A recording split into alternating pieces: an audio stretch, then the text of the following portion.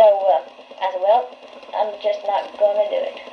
I'm just going to do what I want to do. So I got up and I sat down on the front seat, and there were Sister McLaughlin and several others there praying, and suddenly it seemed like there was total darkness, just like I was engulfed in total darkness. And you talk about scared.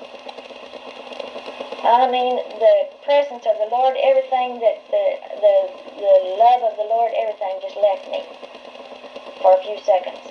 And I didn't say a word, I didn't make any noise, I didn't do one thing but get up, walk over to that altar and kneel down and start praying silently. And I told the Lord that whatever He wanted me to do, that's what I wanted to do. And Sister McLaughlin was kneeling there. And at that Ada Camp meeting, when the first time I ever saw Ora, I saw two women for the first time in my life. I saw two women that were speaking in tongues, and they each one knew what the other one was saying, and this went on for quite some time. And that was an amazing thing to me, how that the Holy Spirit was dealing with those two women. And well, this night, after Ora had preached that sermon that day, and I could not tell you what he preached on that night because my mind was muddled. And Sister McLaughlin was praying, and I was around there, right down by her, and the Holy Spirit started speaking through her to me. And I was getting every word of it. It was straight to me that the Lord loved me, that He had something for me to do, and that for me to just turn everything over to Him and He would work it out and this type of thing. And then the Holy Spirit would speak back through me to her so that she would know my deepest feelings, and then we were just, they tell me that was the most outstanding thing that had ever happened in most of the lives of the people there that night. So at that point, then, I dedicated everything about me to the Lord. And the very next day, I went to the office, and I had a real good job. In fact, I had invented a thing. See, I worked on altimeters, and I've got to get on with this.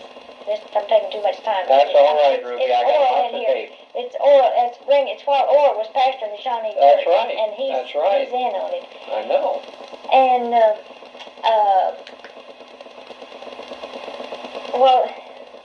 in this particular service, Evelyn has told me several times after that did more for her than any one thing that ever happened to her up to that time. But I had invented this thing. In the work I was in, I worked on altimeters, and in the altimeter, there's a diaphragm in there that has to it was hard to get. It had copper. It was solid copper. Made with copper, and that stuff was hard to get during the war, and they couldn't be repaired. Well, I figured out a way to repair them by using a little thing. The Lord gave me the idea, and I figured out how to do it, and told my supervisor about it. See, I was real young, and I didn't know if I'd keep that to myself, I'd make some money. So I showed him how to do it, and he got a patent on it. Didn't give you any. But I was the only one that could operate the machine. I showed him how to do it, and he and I rigged it up, and I was the operator on this to do these deals. And then they offered me a job. They offered me to go to Honolulu and be an instructor, and everybody else was going to be older than me, and offered me a tremendous increase in salary to go. Well, I had to make a decision then whether to go or to quit and go to school or what to do. And the Lord let me know that Sunday night what I was to do. I was to quit my job and go to school strictly on faith, and that was it. So when I went to work that next morning, I told my supervisor what I was going to do. And at that time, you couldn't quit. You couldn't quit your job. And so I had to have special permission from Washington to quit. And the only way I could quit was to go to school. But I didn't know it, see. I didn't know that. But my supervisor told me. Interesting. Yeah, he told me, he said, well, Ruby, you can't quit. said, "You're frozen on the job." And I said, "Well, I have to quit because the Lord told me to." So he had to go through Washington and for me to get released from my job. How wonderful. To go to school because I wasn't supposed to go. Well, anyway, that day I was telling some of them. There must have been something about me that was different that day after that visitation from the Lord, because there were 3 grown men saved that day at the shop. 3 grown men. There was not a dry eye in that place. There were about 20 or 30 people. But when they found out why I was quitting and all of that, there were 3 grown men that were saved. And when I left, they gave me several. I mean, it wouldn't be a lot of money now, but I think they gave me $300 cash plus, this dictionary. My. This dictionary that was just that. Yeah, to go to school, and and 2 or 3. What's right there? They gave me a whole bunch of stuff, and when and Orl and Evelyn both have told me that it was my going to school on faith that really helped him to see that the Lord could help them too. But here I was, not working or anything. I mean, I went to school by faith and was there at the church helping Orl and doing everything that I could possibly do. And the Lord, when I quit my job, I owed a few $100s because I had a job coming in, and I gave and I helped Mom and Dad. I bought furniture for them, and I still owed money on that. I never was one to go in debt very much. And but then by the time I got my tuition paid and paid myself out of debt, what money I had, and paid myself out of debt and paid most of my tuition and bought my books, I had 15 cents left. I walked down the steps out at OBU, and the devil jumped up on my shoulder, and he said, "Girl, you are a fool." And I said, "Yes, I am." And nobody knew whether I had a dime or whether I had $100. And the Lord sent me to school. I've gone home from church down there several times, and there'd be $20 if I had on a jacket or anything. I've gone home and there'd be $10, $15 in my pocket. I'd come in from school. I lived in the bedroom.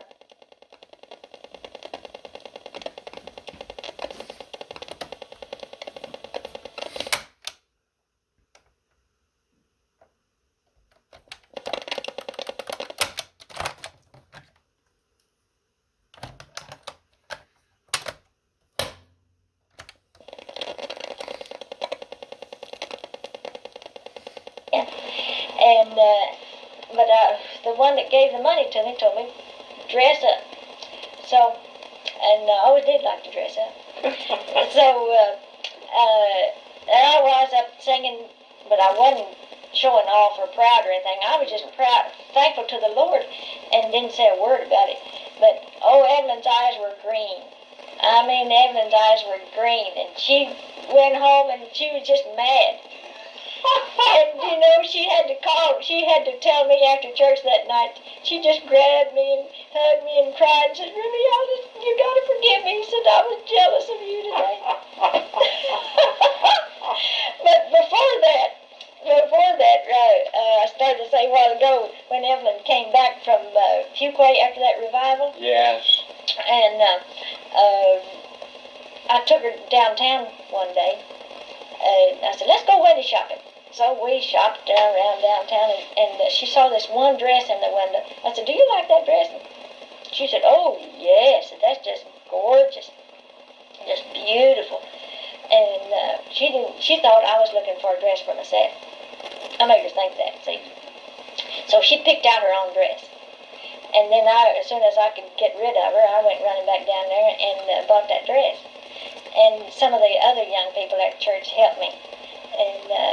And I've got a picture of her in that dress. It was a black dress with a white collar and stuff on it. And when we gave it to her, she just cried and cried.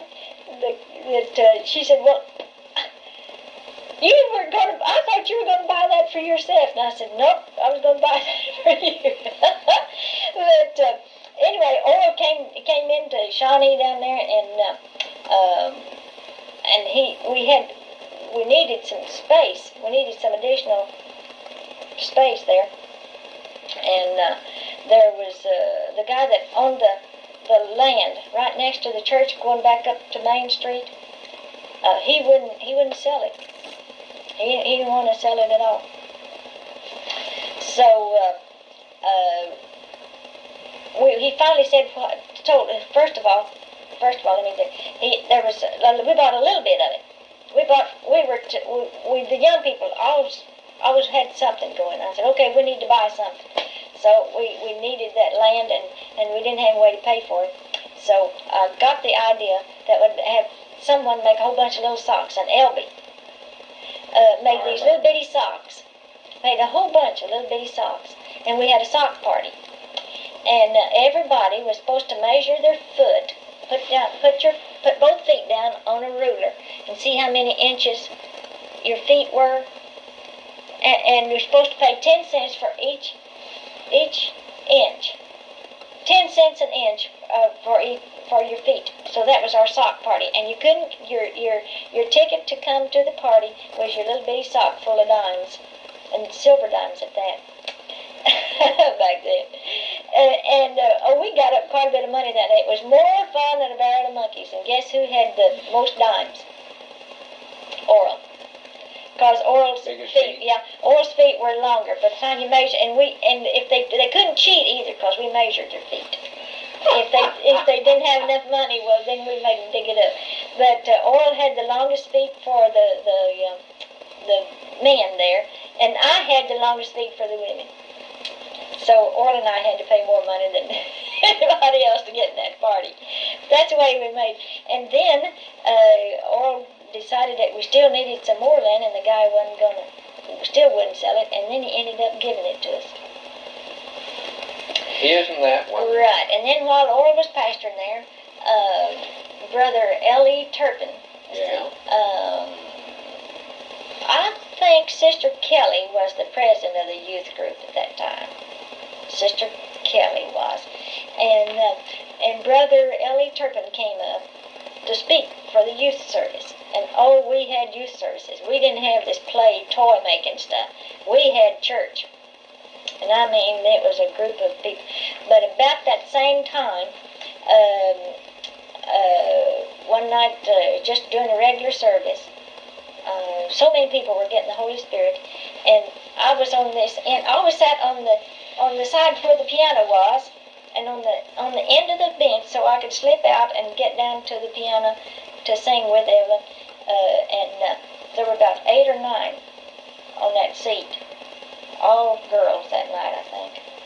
And while Oral was preaching, or just as he finished preaching,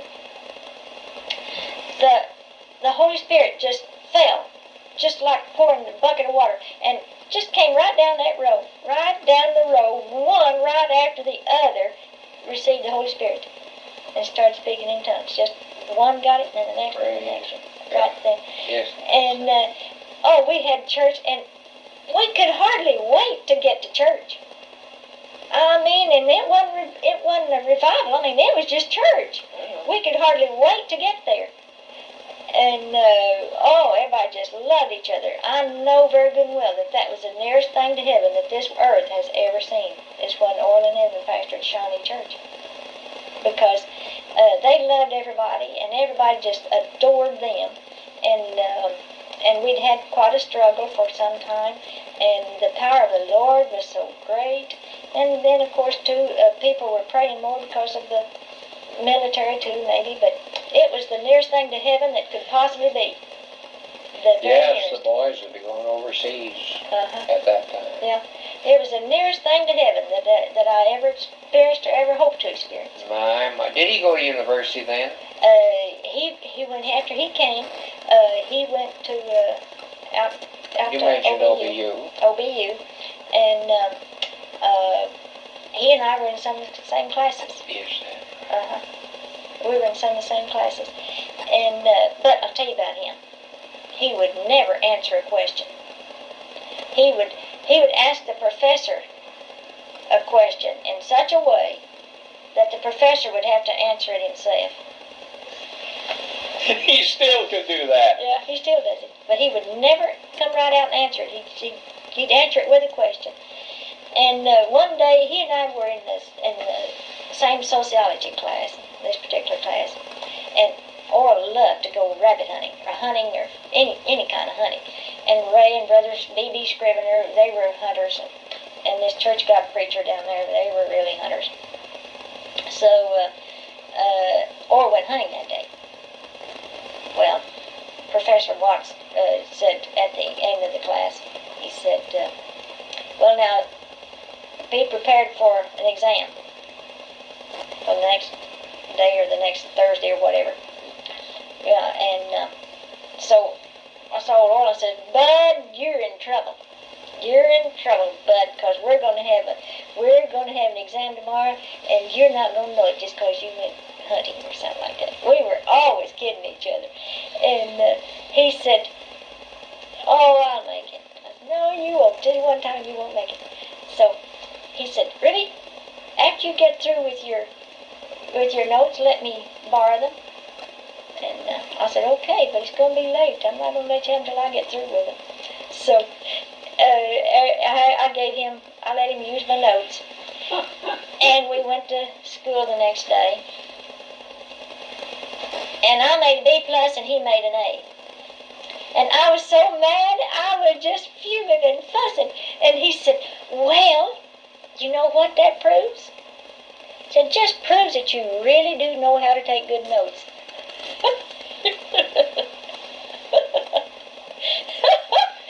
That guy was crazy. Isn't that something? And let's see. Oh, and after he left the Shawnee Church. No, wait a minute, let me back up a little bit.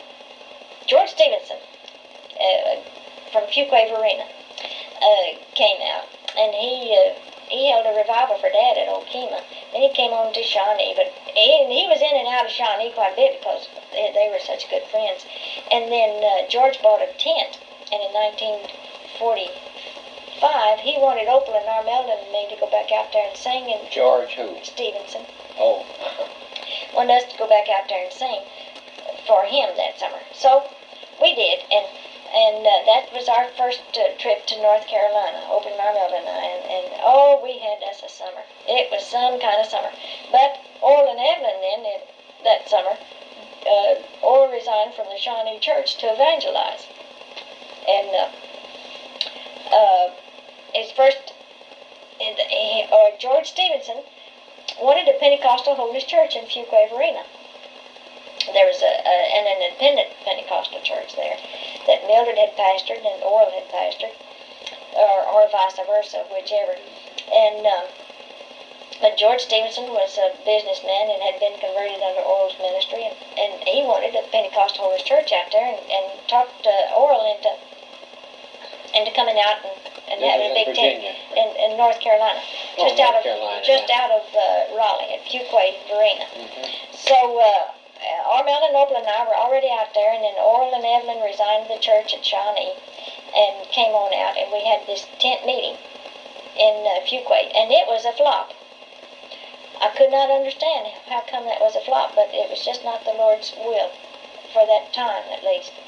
And then they went to Falcon Camp meeting. I got some pictures of all of us out there at that time. Went to Falcon Camp meeting, and from there they went to Toccoa, Georgia. And, now, did he preach at that Falcon Camp meeting? He preached a few sermons, but he was not the speaker. He was not the guest speaker. But they went to Toccoa, He was Georgia. the guest speaker there in 1938, I believe. I don't know. So this must have been earlier than that. No, this was in 45. Oh, much later. Yeah. I see. Yeah, okay. This was in 40. This was in summer of 45. I see. Okay. And I believe they were at the tent meeting on V-Day. I believe that's when it was. And they went on on to Toccoa. We came on back, and I went on back to school. But in the meantime, I was telling God to come back here to Brother Turpin. Brother Turpin came up and talked to the youth that night about how important education was and how bad we needed a school and all this type of thing. And I've got a whole bunch of those notes.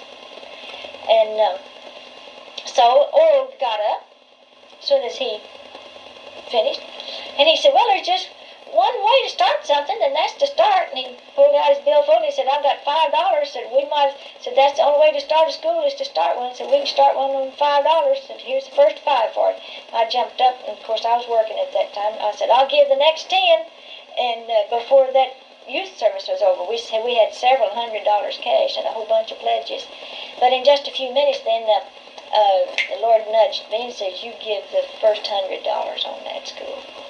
So I jumped up and I said, I'll give the first 100. So Oral gave the first 5, I gave the next 10, I gave the first 100.